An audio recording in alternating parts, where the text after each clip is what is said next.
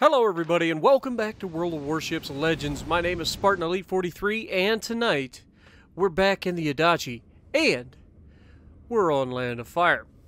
Now, I'm not gonna lie, today was a pretty frustrating day for me in World of Warships Legends. I always try to get a really good game for you guys, and that puts a lot of stress on me to compete. And initially, I was going to be like, all right, me and Let 'em Peek are going to go in. We're going to get some games in ranked battles, and I'll showcase a ranked battle today, Tier 6. Didn't go to plan. Like, we just could not move up today, man. Every single match. Like, we would carry hard, and the team did nothing. And it's just like, come on, guys. Like, we can't carry everybody every match. It's impossible. So I got off of that. I was so frustrated. I told Peek, I was like, I gotta go, dude. I'm gonna lose my freaking mind. So then I'm like, all right, maybe we'll try to get into Yamato. You know, get a good Yamato game. Should be pretty easy. No problem. And it's just mediocre after mediocre after mediocre. Then I started to have a good game, but then the whole team was like, we ended up winning the match, but the whole team was like so far out of play for most of it that I just got burned down by a freaking Alaska, which was frustrating as crap. But it was just like, I can't get over the hump. And when I try to record videos, I always try to bring you guys a really good replay. And so I have certain criteria that I have to try to meet in order to bring a YouTube-worthy video. And I set my standards a little higher than most. So I always try to bring you guys exciting gameplay and some fun and good scores and teaching moments and all of that good stuff. I'm not the best player in the world. Sometimes this takes a while. Today was that day.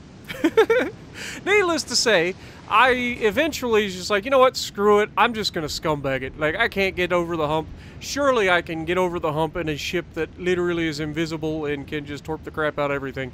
So, here we are. Imagine that. So what you must be thinking right now is either I have given up completely and just dumped a random battle on you guys, or I actually ended up having a pretty good game. Given that tomorrow is a Saturday and I don't necessarily have to post a video tomorrow, you guys, well, I say tomorrow, you guys would be seeing this on Saturday, so it's today for you guys. We get our first capture of the game. Now, if you look at the board, all three bases belong to us. However, we lose at Helena immediately to a Tashkent.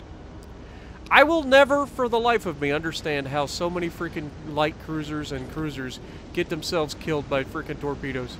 I'll never understand it. I won't ever understand it. It's the easiest thing to see coming in the world. If you're detected and you can't see anybody, torpedoes! It's just the way that works.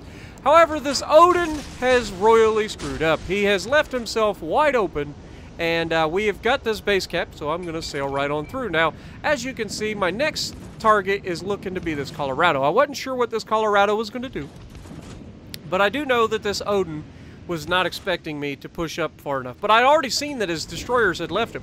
And because his destroyers left him, that leaves me free reign to do what I please. And unfortunately for Odin, that ends badly for him. Down he goes, starting the game off with 57,500 health. Not too shabby. Or 500 damage. Could you imagine a Yudachi with 52,000 or 57,000 health? Good God. Anyway, so Colorado over here is sitting in a smoke screen. He's enjoying it. For the most part, he's not having to worry about too much. There is a ship out there that is capable of shooting him. And my two battleships are moving up, to their credit. And unfortunately for those guys, I am going to continuously just rob them of any damage potential. This Colorado starts reversing. And initially I was like, darn it, I might as well start firing. Maybe I'll get a fire on him. I don't get a fire, but I shatter 2 rounds off of him. We get 0 damage, of course. And that's going to be the theme of these guns in this battle. I'm going to use my guns quite a bit, but I'm not going to get any real damage out of them. I was hoping to set a fire or something, given the fact that it is, you know, a Japanese high explosive round, but I just didn't have any luck in this one. But where I lack luck, I make up for in just pure stupidity. As we get ready to thread the needle here, this Colorado, I guarantee, did not expect this. But it's funny because I actually can't squeeze all these torpedoes through, which means some of them are going to hit the island.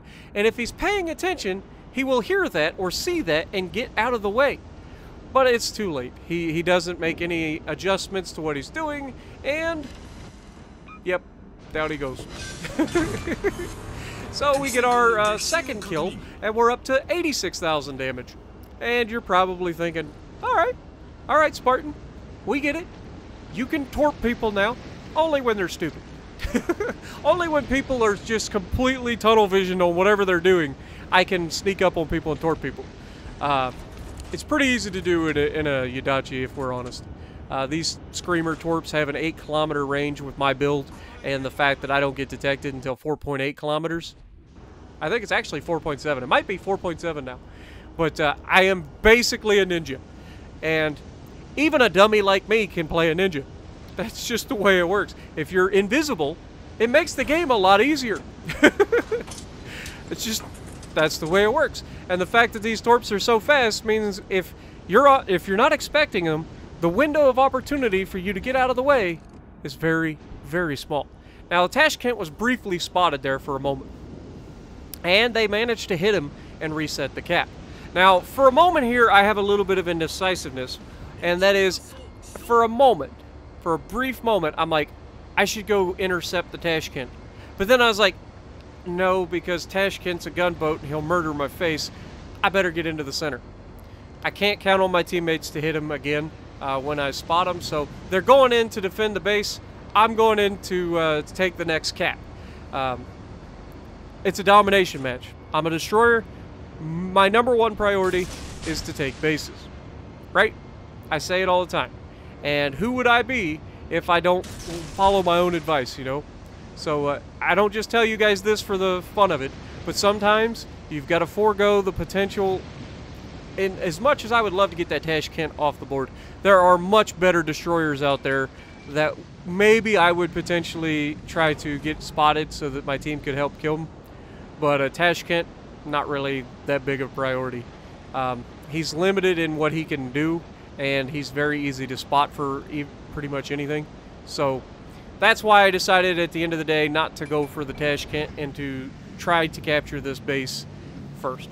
Now, obviously, that Tashkent can only do so much while that Odin is pushing up into his face. The other battleship is back there pushing up on him, and we've got a Gneisenauer pushing up on us.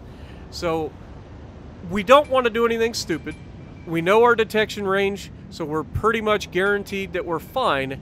And all we got to do is get a couple torpedoes on this guy to finish this guy off. It won't take much, it's just a couple. So you'll see he's starting to slow down, starting to turn towards us a little bit. I'm getting a little bit antsy. So I fire the first salvo of torpedoes. We get detected by the plane, of all things. And so it's time for us to bug out. I go ahead and pop the smoke because need to disengage. And I send all the torpedoes in his direction. Now, to his credit, he does a pretty good job of dodging. But it's a Yadachi. You can only dodge for so long.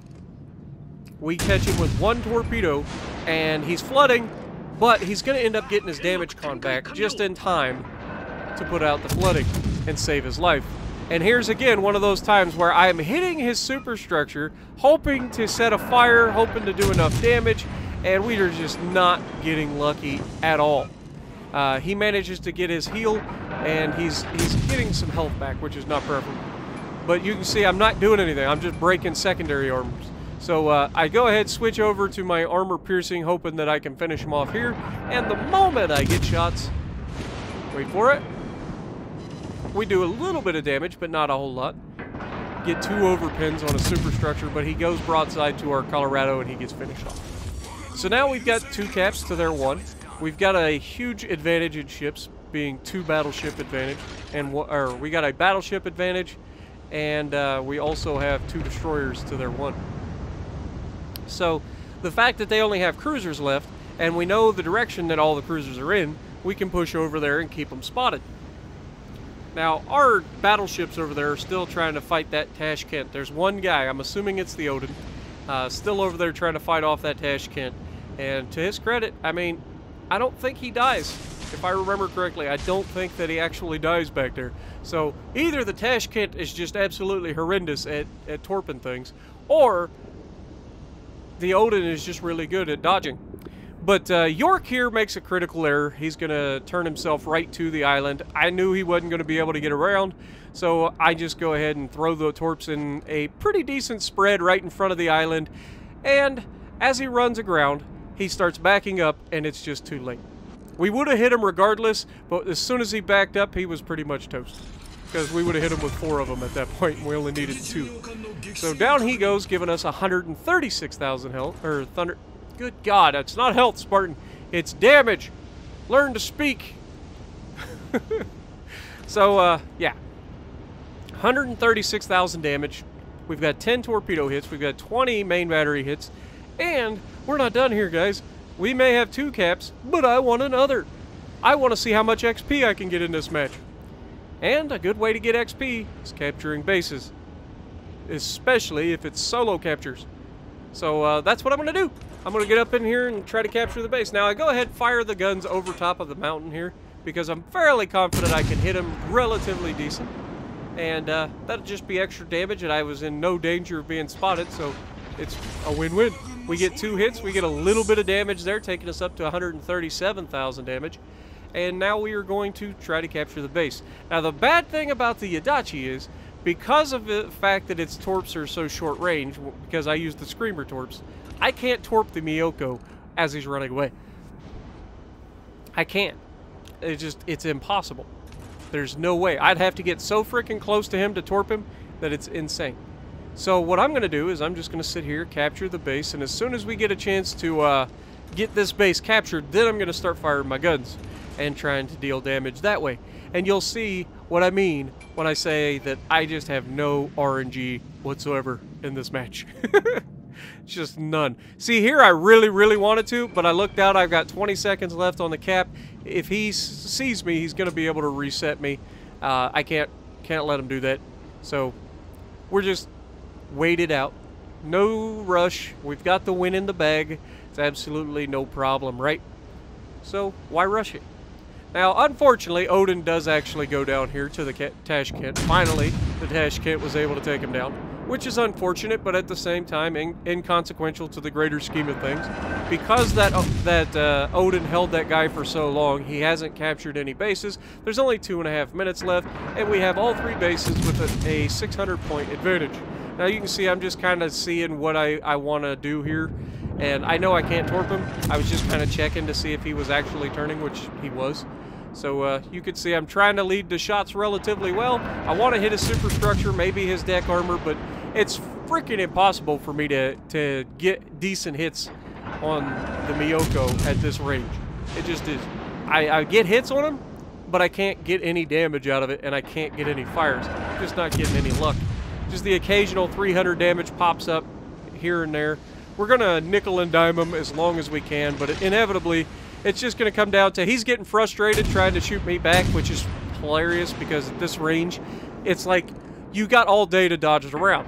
You don't have to, like, go crazy. Everybody freaks out. That's the #1 thing that I see about people trying to dodge incoming fire. They freak out thinking that the rounds are going to be on top of them in no time. The rounds take a while to get to the target. So, when you see them fire, watch where they're going to land. There we destroy his torpedo tube. Watch where they're going to land and avoid them. It's that easy. You don't have to freak out. And then you get right back to getting all your guns to fire again.